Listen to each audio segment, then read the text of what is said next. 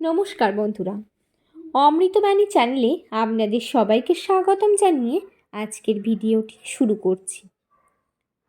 কথায় আছে, যেমন কর্ম তেমন ফল। এই প্রবাদটি আমরা প্রায়শই শুনে থাকি। উপনিষদে বলা হয়েছে, ভালো কাজ করলে পুণ্য আর পাপ কাজ করলে মন্দ ফল ভোগ করতে হয়।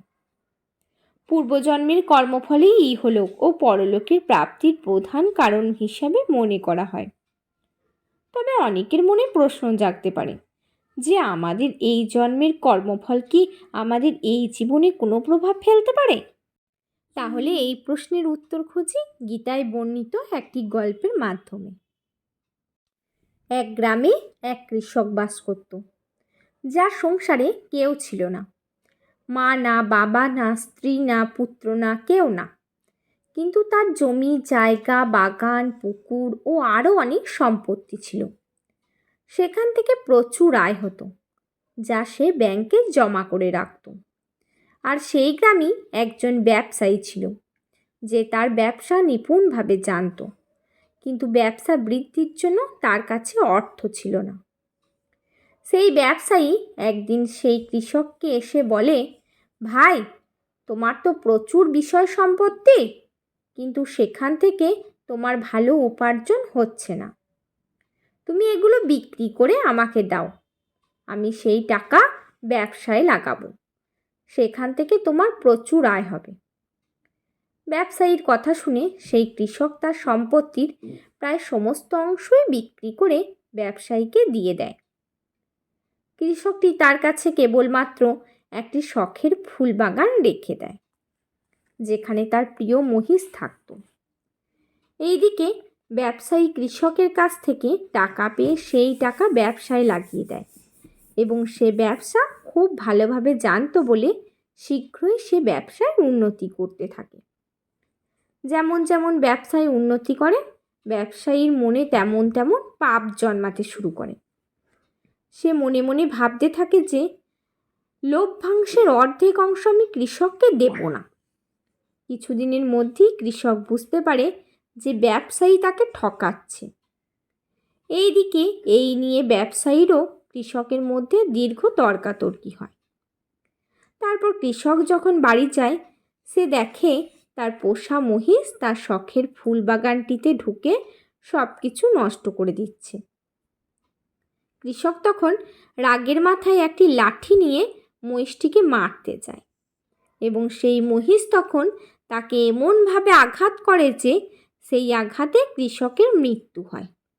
তার কিছুদিনের মধ্যেই মহিষটিও মারা যায়।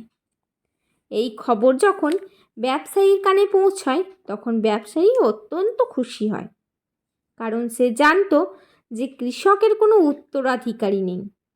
সুতরাং তার ব্যবসার লভ্যাংশ ভাগ নেওয়ার মতো কেউ আসবে না।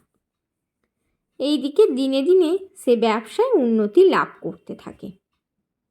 কিছুদিনের মধ্যেই ব্যবসায়ীর পরিবারে একটি পুত্র সন্তান জন্মায়।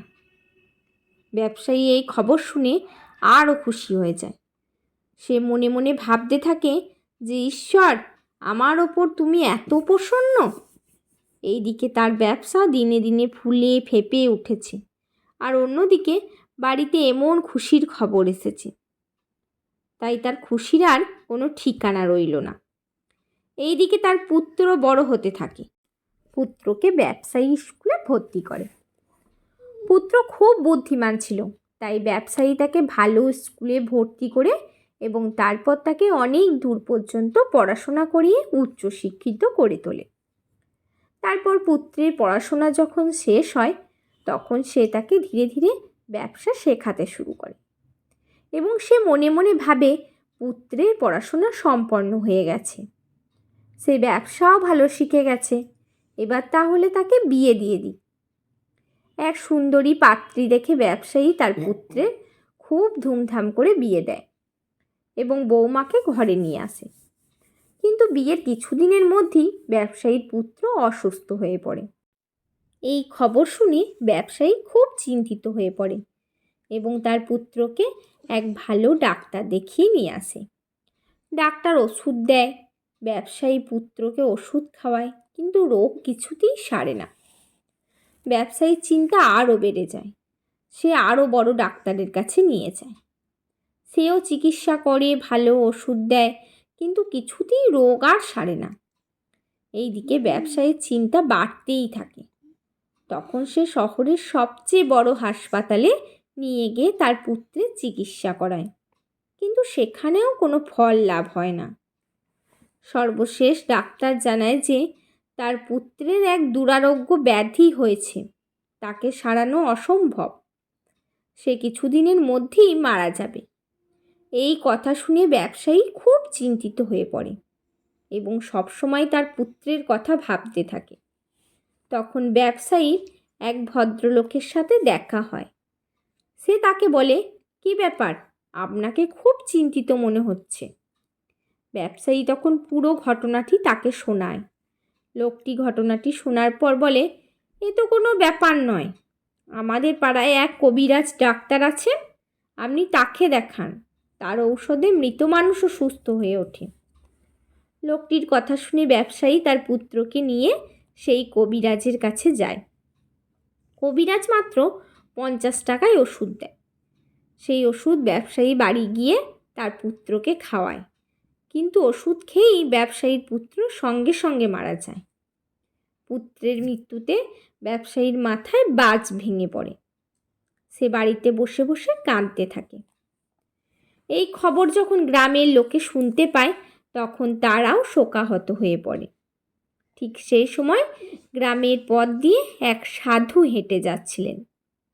ব্যবসায়ীকে কাঁদতে দেখে সাধু তখন জিজ্ঞাসা করে, কি হয়েছে তোমার, তুমি কাঁদছো কেন? ব্যবসায়ী কাঁদতে কাঁদতে সে সাধুকে বলে, মহারাজ, আজ আমার একমাত্র পুত্রের মৃত্যু হয়ে গেছে, বংশের প্রদীপ নিভে গেছে, এখন আমি কি করি আপনিই বলুন। সাধু বলেন, পুত্র মরেছে তো তাতে কি হয়েছে, তাতে কান্নার কি আছে?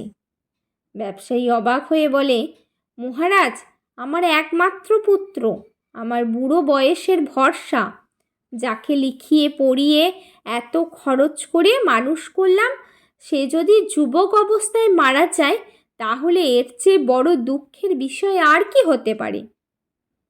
সাধু তখন হাসতে হাসতে বলে, ব্যবসায়ী, তুমি সেদিন তো খুব খুশি হয়েছিলে।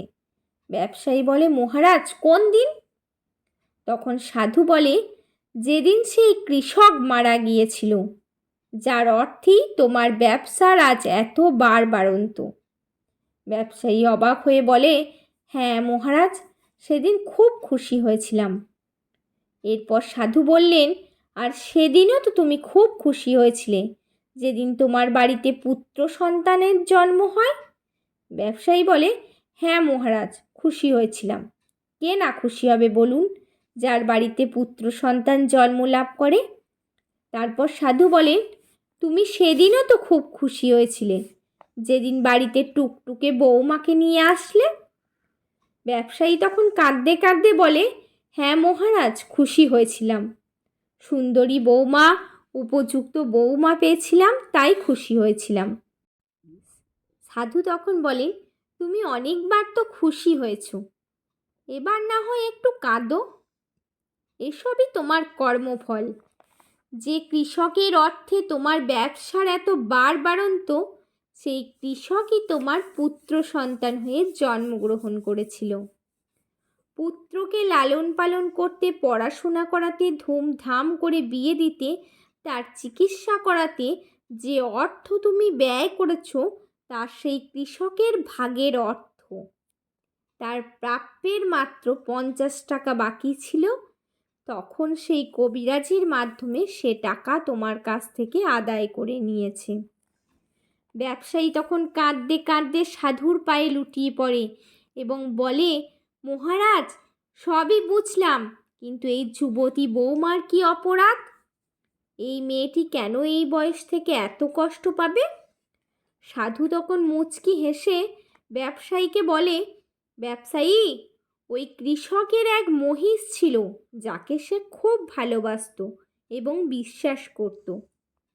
সেই মহিষ কৃষকের সঙ্গে বিশ্বাসঘাতকতা করে এবং সেই মহিষের আঘাতেই কৃষক মারা যায় এই যুবতী মেয়েই হচ্ছে সেই মহিষ যে এই জন্মে তোমার বাড়িতে বৌমা রূপে এসেছে। যেহেতু যুবক অবস্থায় সে কৃষকের সঙ্গে বিশ্বাসঘাতকতা করেছিল, তাই এই জন্ম যুবতী অবস্থায় তাকে এই কষ্ট পেতে হবে। সাধুর এই কথা শুনে ব্যবসায়ী তখন কাঁদতে কাঁদতে সাধুর পায়ে লুটিয়ে পড়ে এবং বলে, মহারাজ, আমায় ক্ষমা করুন। সাধু বলেন, ব্যবসায়ী, আমি ক্ষমা করার কে? এসবই তোমার কর্ম। এই সংসারে সবাইকে কর্মফল ভোগ করতে হয়। বন্ধুরা, কথায় আছে, যেমন কর্ম তেমন ফল। ভগবান শ্রীকৃষ্ণ গীতায় বলেছেন যে মিথ্যা, প্রতারণা, অজুহাত আপনাকে কিছু সময়ের জন্য সুখ দেবে, কিন্তু ভবিষ্যতে আপনাকে এর মূল্য দিতেই হবে। তাই সর্বদা সৎকর্ম করুন, ধর্মের পথে চলুন, কারণ ঈশ্বর যখন কারোর ওপর আশীর্বাদ বর্ষণ করেন তখন তিনি তাকে মানব রূপ দান করেন।